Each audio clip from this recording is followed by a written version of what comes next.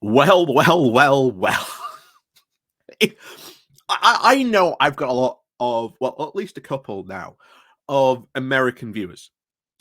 And you've seen the chaos of the past week of what has happened with your hardliners in your party. The very first time at least believe they've really exerted sort of power, and they've shown the type of chaos they are prepared to cause.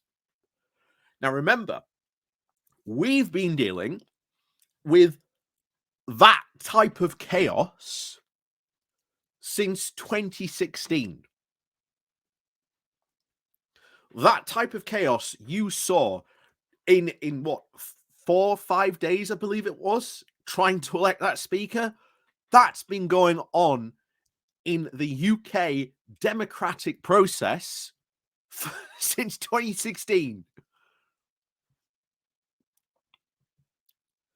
And you wonder why a lot of people, as because I know I do have a lot of foreign viewers from Europe and from America. I've got viewers from Canada. I've got viewers from around the world because they're coming to find out what on earth is going on. Like, why is your politics just so absolutely crazy? What's going on? I heard about this going on, and then they see one video, and then they go and watch other videos, and then they come back and just go, what happened? And as I've said for quite a long time now, the problem is they've empowered these hardliners, these hard right wingers, and they are now causing trouble. And as we've been saying, since Rishi Sunak has come in, he's got no room to move.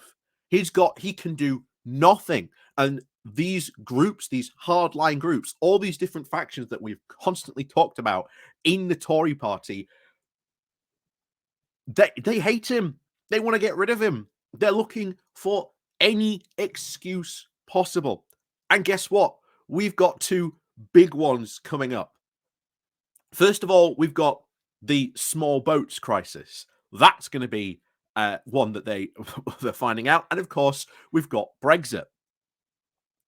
Now, the small boats crisis, as we've said multiple times, you want to solve this crisis, it's easy. Make a safe route for them to come along.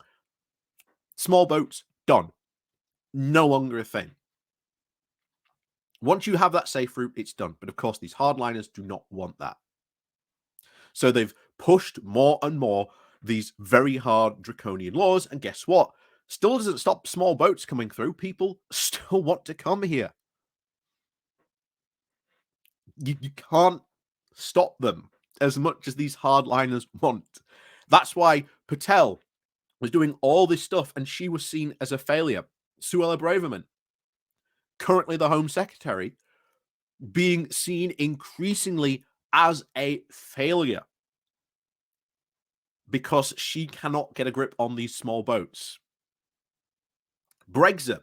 Sunak will have to do a deal with the EU over Northern Ireland. If he doesn't, he risks a full-blown trade war, which will damage our economy even more. And Sunak cannot afford to do that, especially with the absolute complete and utter blowing of any economic credibility that the Tories had with Truss and Katang, with what they did and their mini budget. And now it seems these hard right Tories are now threatening Sunak again, just as I said they would. And like I say, 2023, here we go, ladies and gentlemen. Start your engines because it's going to be another absolutely bonkers year in UK politics. So, before we go getting into this article, please do remember to hit that like, share, and subscribe button. And of course, do remember as well to ring the bell so you get notifications of when we drop a new video, when we go live. And also down below, there are links to my Patreon page. And of course, there's the one-off donation link called Buy Me Coffee, where you can buy me a coffee. There's the YouTube thank you button as well down below. And of course, there's the Pony Club as well. And all those do help support the channel as well. Also, like I say, even, the like and share button. If you press those do also help support the channel as well. So thank you very much to everyone who does help and support the channel. Whichever way, you do so choose to support me in that way. So, as always, guys, let's crack on with this then. Now, this comes from The Guardian with the title of Tory Right Warns Rishi Sunak. This is the calm before our storm over small boats and Brexit. And this isn't, I'd say, a warning, Rishi Sunak. No, this is, we are going to take you hostage if you do not acquiesce to our demands. Or I wouldn't even say it's a demand. It's you will do what we say. More to the point. There you go.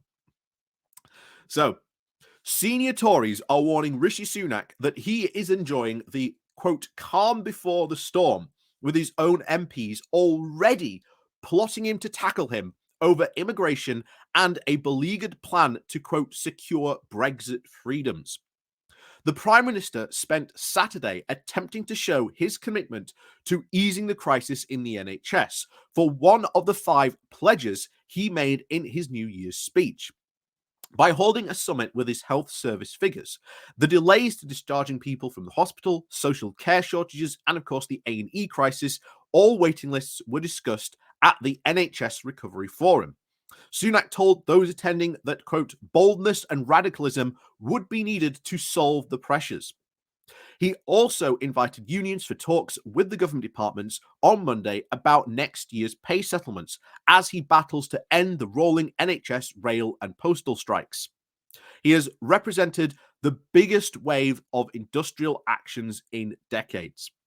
However, as his team attempts to restore the relative, at least attempts to restore relative political calm, the Prime Minister is being publicly warned by the right of his party that his authority rests on a pledge to remove most EU-derived laws by the end of the year, a plan expected to be blocked in the House of Lords.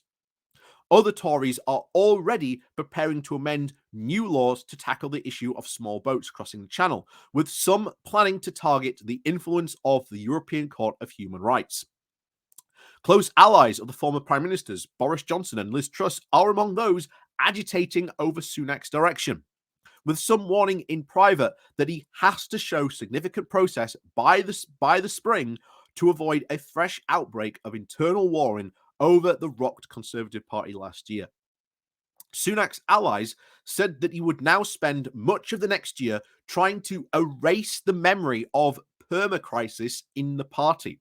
However, several Tories already believe that key issues of the small boats and Brexit are likely to cause immediate problems before May's local elections. And we've warned about this numerous times. This is a key issue for them.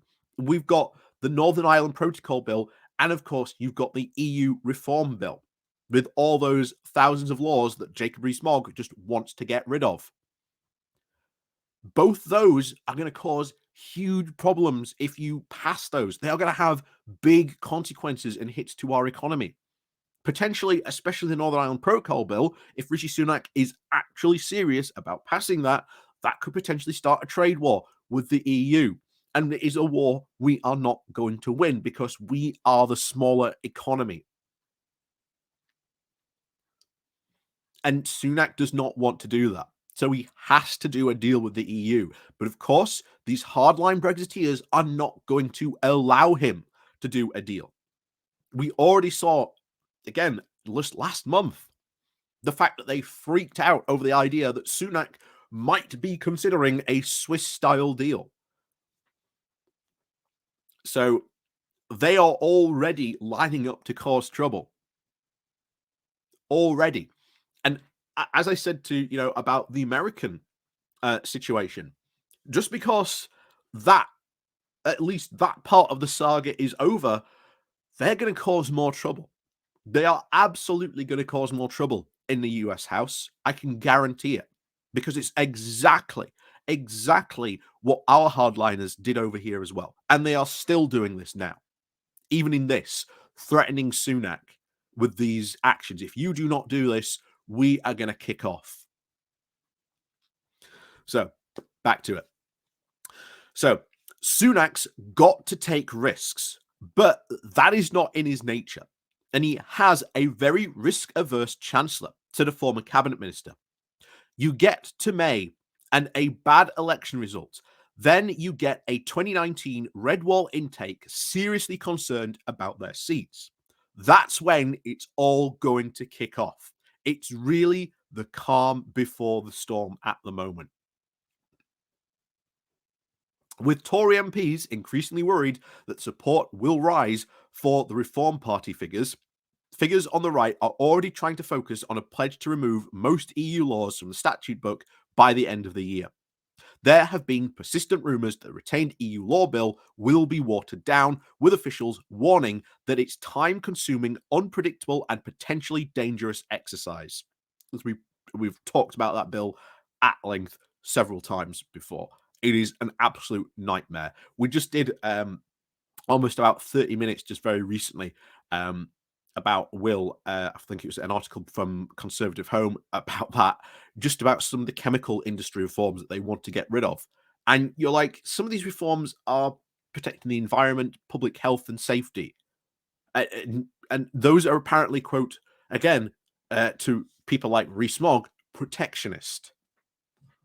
I had no idea defending, helping to protect the environment and worker safety and public health was classed as protectionist. But anyway, Jacob Rees-Mogg, the former business secretary who championed the bill, told The Observer, quote, the mandate from the voters in 2019 was to get Brexit done and to begin harvesting the fruits of independence, leaving the EU levels of overregulation on our statute book does not do this. So this lets down electors. David Jones, a former Brexit minister, warned Sunak that his authority, quote, rests upon it being completed successfully. He added that the future of the Conservative Party was at stake. He said, I was proud in 2019 to stand on a manifesto of getting Brexit done and delivering on its opportunities, and found on the support of many thousands of working class voters who had been wounded by Labour's historic betrayal on Brexit, he said. We must deliver on it. And yet, all these rules and regulations are going to hurt the very people you apparently are very keen who, again, support or at least think they support, because, oh boy, if you've seen the recent YouGov poll about leavers and their changing attitudes, that's very interesting. Like I say, that'll be the next video. But yeah, very interesting. But back to it. Labour and the Tories will conduct an election campaign at a time when many households are becoming poorer and the gap is opening up between those with the highest and lowest income. It is a dynamic likely to keep pressure on Keir Starmer and Sunak to increase taxes on those benefiting. The fastest rising interest rates mean that households with a mortgage will have seen their incomes plummet by 12% over 2 years by the time of the next likely election date, with the richest 5% of households will actually see their incomes rise. Despite these predictions of falling inflation, new cost of living research published by the Resolution Foundation think tank on Monday shows the impact of interest rates rising from 0.25% in January to 3.5% in December. It is currently expected to peak at 4.6 in October of 2023, ensuring that many will remain in the teeth of a cost of living crisis as the election approaches. The average mortgage holder in the position faces at least a $3,000 a year increase in their mortgage costs. Their typical incomes are set to fall by at least 12% between 2021 and 2022, and of course 2023 to 2024. What are the Tories doing about that? Absolutely nothing, because Rishi Sunak cannot do anything. So he has to basically sit there and do nothing.